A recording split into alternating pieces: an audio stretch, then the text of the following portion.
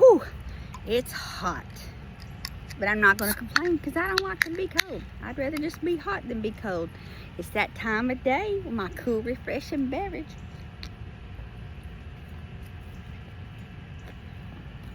I needed to be refreshed. And I have a book for my babies today.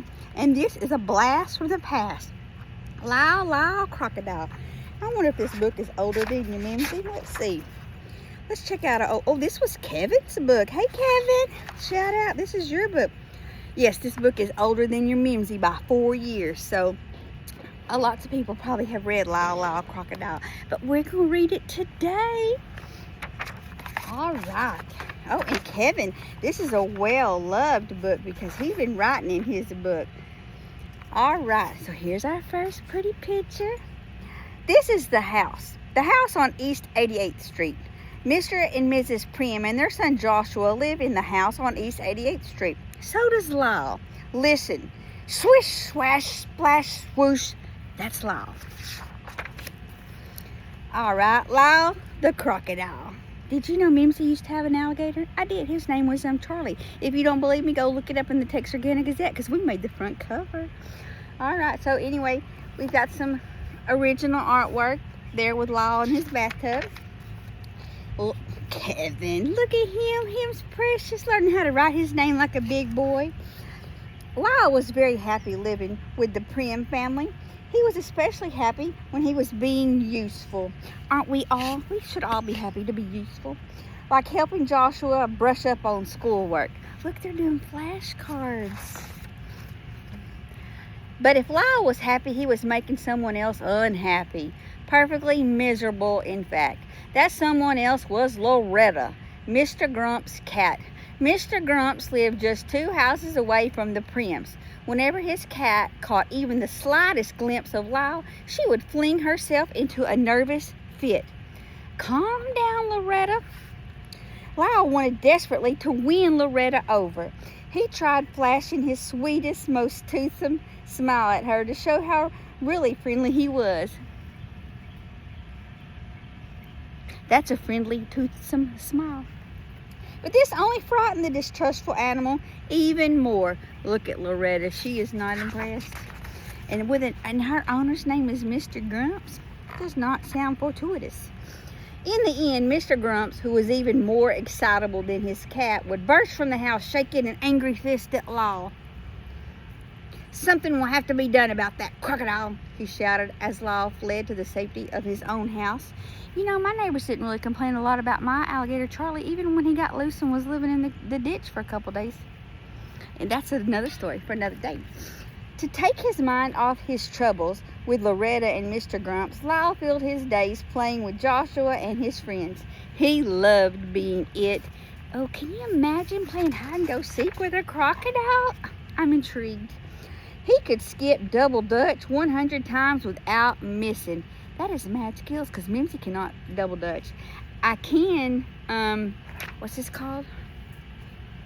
I can do that, but I don't know what it's called. It came as no particular surprise that LYLE could high jump, but Loretta, who was just let out for an airing, was surprised. She was terribly surprised. She was let out for an airing. Have you heard that expression? I have not.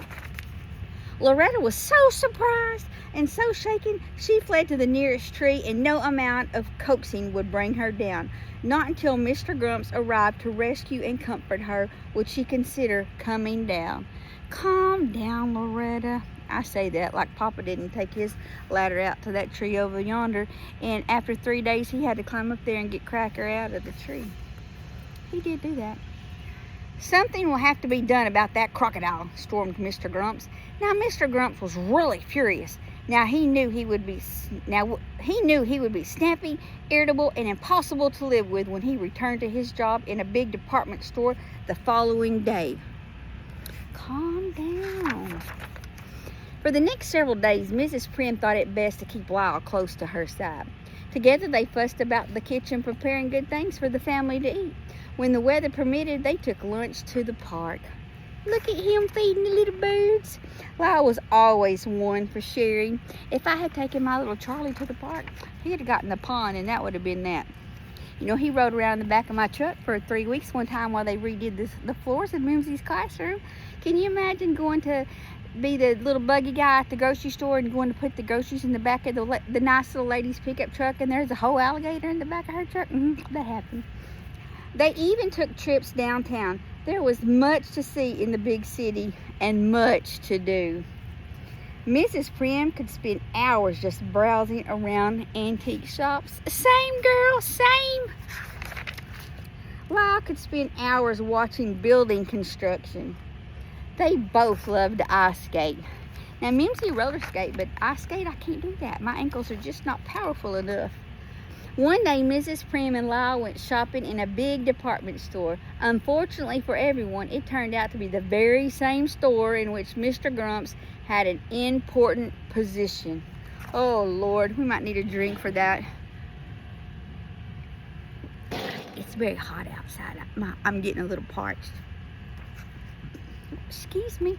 And unfortunately, they were to hear from Mr. Grumps all too soon, for it was his voice that suddenly broke in over the loudspeaker to announce a sale in the pajama department. I love a good set of pajamas.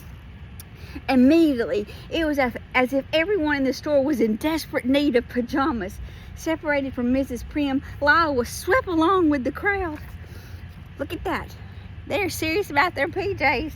And as they neared the pajama department, Lyle thought he heard a familiar voice. "Lyle! Lyle!" the voice called out. Lyle recognized the voice all right. And the face as well. The voice and the face belonged to Hector P. Valenti, star of stage and screen. What was Signor Valenti up to now? Well, for the moment it seemed, he was very busy selling pajamas. Everybody needs a side gig.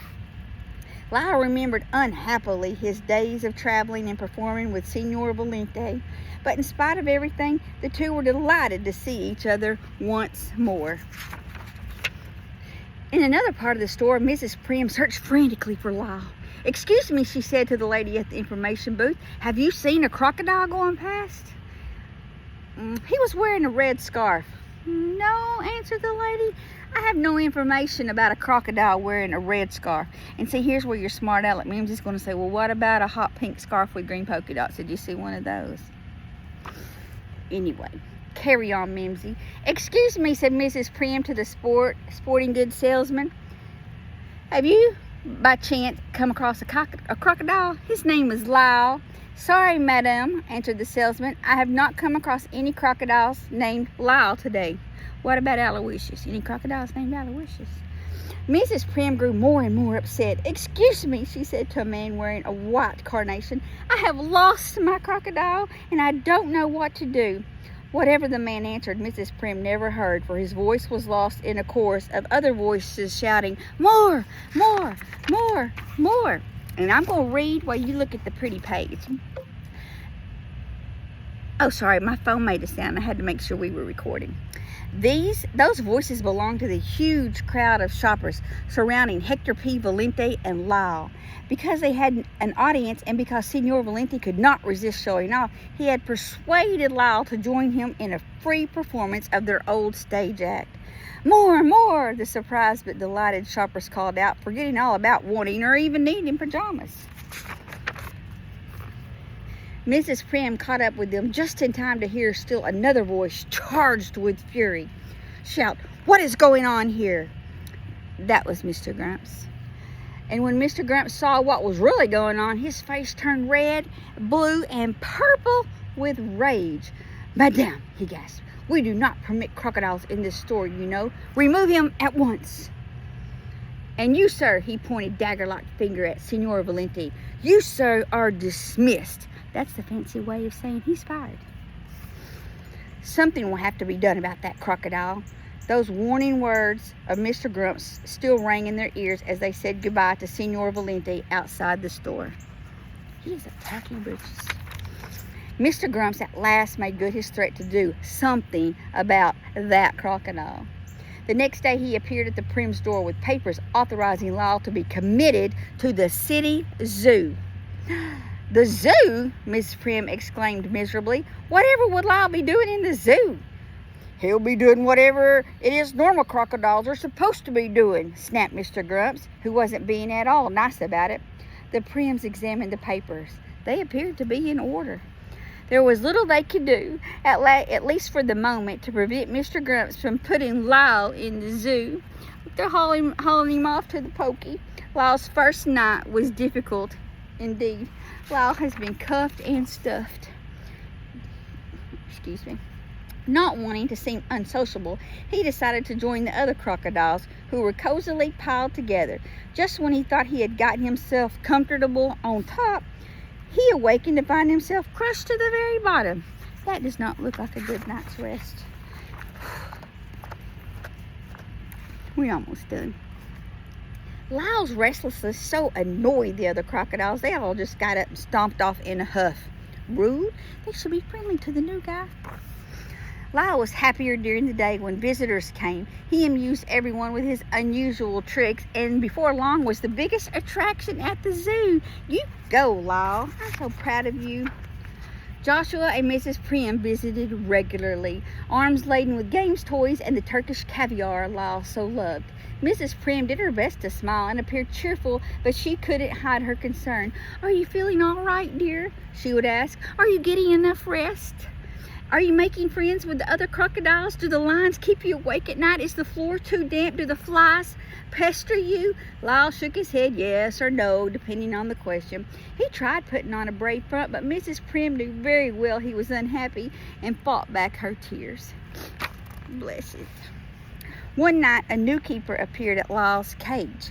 Surprise, surprise! The new keeper turned out to be none other than, are you ready? Hector P. Valenti, star of stage and screen. "Shh," whispered Signor Valenti. "I have come to rescue you." Signor Valenti unlocked the door of the cage, and an astonished Lyle was set free. "You can't go home again," said Signor Valenti. When they had put the zoo behind them, Signor Valenti was bursting with ideas. "We'll put our old act together," he said. "We'll fly to Australia. They'll love us in Australia," Lyle groaned. The very thought of never seeing the house on East 88th Street again was grim indeed, and too much for him to endure. He was not interested in going on the lam. Signor Valenti read his thoughts and decided Lyle should have one last look at the house on East 88th Street. Approaching the now sleeping street, they were suddenly met with a wall of dense smoke. The smoke, they realized with horror, was coming from Mr. Grump's house. While Signor Valenti ran to signal the alarm, Lyle broke into the house and rescued the still sleeping occupants. Oh, see, now Mimzie watches too much true crime. This looks very suspicious. On the very night he escapes from the zoo, his sworn enemy's place catches on fire? That is not a good look, Lyle. A gasping, frightened Mr. Grumps and his cat were led to the safety of the street. Lyle is a bona fide hero. Now the Prims in the entire neighborhood were awake and witness to Lyle's heroism. Why can't I get that out? He was a hero. Mr. Grumps couldn't thank him enough. "Ladies and gentlemen," said Mr. Grumps to the crowd of onlookers, "Lyle is the bravest, kindest, most wonderful crocodile in the whole wide world. I would consider it a privilege and a pleasure to have him as our neighbor once more." "Hooray!" shouted the Prims. "Hooray!" shouted the crowd. It's a good book. Lyle moved back to the house on East 88th Street that very night. Several days later, a farewell party was given by the Prims for Signor Valenti, who was leaving to seek fortune and adventure in Australia. And there's plenty of crocodiles in Australia. He'll find a new friend. "Remember," said Mr. Grumps, speaking to Signor Valenti, "should you change your mind about leaving, a job at my store will always be yours just for the asking. We need people with your kind of talent and ability." Everyone smiled happily.